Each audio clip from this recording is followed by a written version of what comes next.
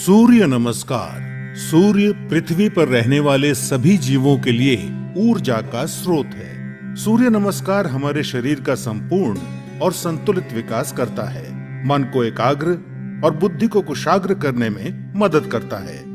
आध्यात्मिक उन्नति के लिए सूर्य नमस्कार को महत्वपूर्ण माना गया है। सूर्य नमस्कार 8 अलग अलग आसनों की मदद से 12 चरणों में क्रम से किया जाता है।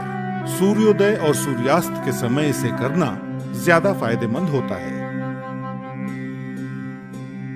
सबसे पहले आप अपने दोनों पैरों को आपस में जोड़ते हुए बिना कंधों को झुकाए सीधे खड़े हो जाएं। सुनिश्चित करें कि आपके हाथ शरीर के समीप हों और आपकी ठोड़ी जमीन से समानांतर हो। अपने शरीर को दोनों पैरों पर समान रूप से संतुलित करें। इस स्थिति को समस्थिति कहा जाता है।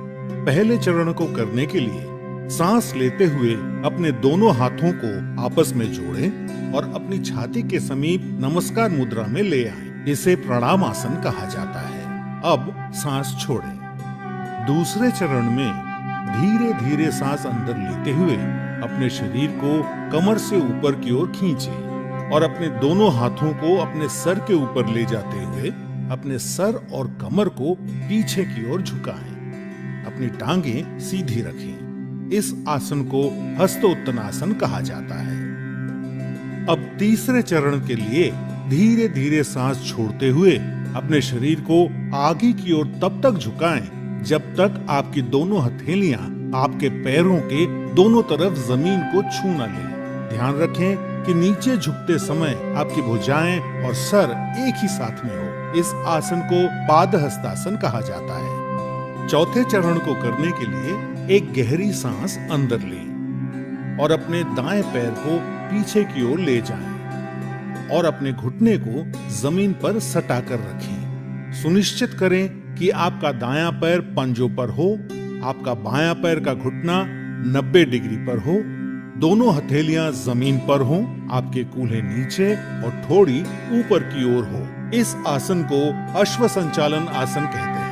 अब पांचवें चरण में एक गहरी सांस छोड़ते हुए अपना बायां पैर इस प्रकार पीछे ले जाएं कि वो आपके दाएं पैर की सीध में हो। सुनिश्चित करें कि आपके हाथ और कंधे सीधी रेखा में हों और साथ ही कंधे, पीठ और नितंब भी एक ही सीध में हों। इस आसन को संतुलन आसन कहा जाता है। इस स्थिति में धीरे धीरे सांस लें। छठा चरण, सांस छोड़ें। अब अपने दोनों घुटनों को एक साथ जमीन पर रखें और अपनी छाती और माथे को भी जमीन पर रखें। सुनिश्चित करें कि आपके कूल्हे ऊपर की ओर और आपकी कोहनियां आपके शरीर के समीप हों। इस आसन को साष्टांग नमस्कार आसन कहा जाता है क्योंकि आपके शरीर के 8 अलग अलग अंग जैसे दोनों पांव के पंजे, दोनों घुटने, दोनों हथेलियां, छाती और माथा जमीन को छूते हैं। ध्यान रखें कि आपके शरीर का वजन 8 अंगों पर सामान्य रूप से वितरित हो। अब 7वें चरण के लिए सांस अंदर लेते हुए अपनी श्रोणी यानी पेल्विस को नीचे लाते हुए अपने सर और छाती को आगे की ओर सरकाएं और अपने शरीर के ऊपरी हिस्से को नाभि तक उठाएं। सुनिश्चित करें आपके पैरों के पंजे बाहर की ओर और टांगे सीधी हों। इस आसन को भुजंग आसन कहा जाता है। 8वां चरण, धीरे धीरे सांस छोड़ते हुए अपने पैरों के पंजों को अंदर की ओर मोड़ें और अपने कूल्हों को इतना ऊपर ले जाएं कि आपका शरीर एक पर्वत का आकार ले ले। सुनिश्चित करें आपकी दोनों टांगे सीधी, हथेलियां जमीन पर हों और आपका सर भुजाओं के बीच हो। प्रयास करें कि आपकी एड़ियां जमीन को छू सके। इस आसन को पर्वतासन कहा जाता है।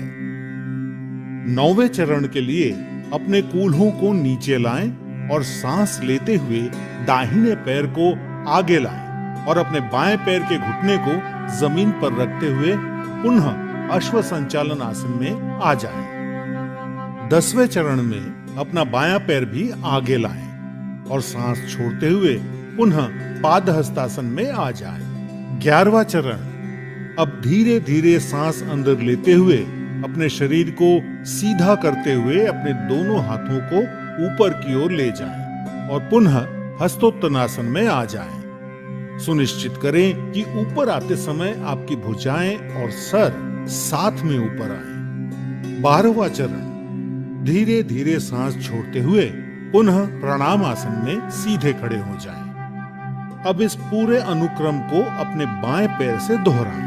सूर्य नमस्कार से आपके फेफड़ों की क्षमता बढ़ती है। सूर्य नमस्कार आपके मेटाबॉलिज्म में सुधार लाता है और मधुमेह के प्रबंधन में उपयोगी पाया गया है। सूर्य नमस्कार अंतःस्रावी ग्रंथियों यानी एंडोक्राइन ग्लैंड्स के स्राव को नियंत्रित करता है। सूर्य नमस्कार आपको वजन को सही रखने में मदद करता है और आपके मेरुदंड और आपके कमर की मांसपेशियों को मजबूती प्रदान करता है। उच्च रक्तचाप यानी हाई बीपी के रोगियों को इस आसन को सावधानी के साथ करना चाहिए। हर्निया और पेप्टिक अल्सर के रोगियों को सूर्य नमस्कार नहीं करना चाहिए।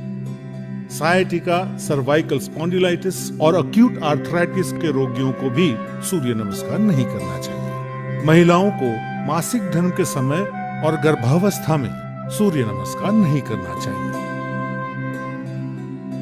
नियमित रूप से सूर्य नमस्कार का अभ्यास आपके शरीर को विषाक्त पदार्थों से मुक्त यानी डिटॉक्स करता है और आलस को हटाकर पूरे शरीर को सक्रिय करता है।